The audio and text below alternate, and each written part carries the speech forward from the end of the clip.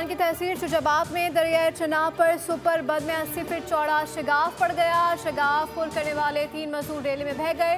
2 मजदूरों को बचा लिया गया, एक की तलाश जारी। शगाफ पुर करने के लिए मशीनरी तलब कर ली गई।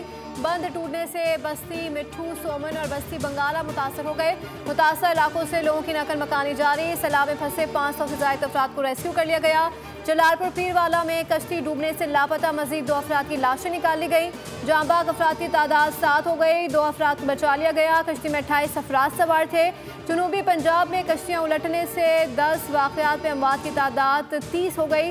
रेस्क्यू टीम ने 20 अफराद को बचा लिया। पंजाब में सैलाब से 97 शहरी जांबाग और 2300 से जायद देहात मुतासर हो चुके हैं। दरियाए रावी, सतलुज और चनाब में सैलाब के 4500 से जायद देहात मुतासर हुए।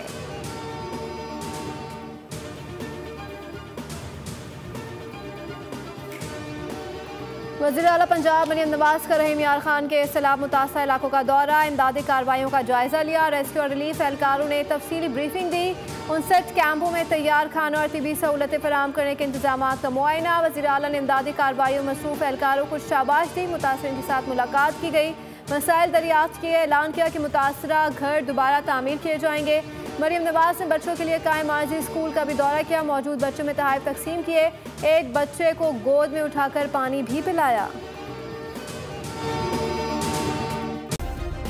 सब्सक्राइब करें और बेल दबाएं ताकि कोई खबर रह न जाए।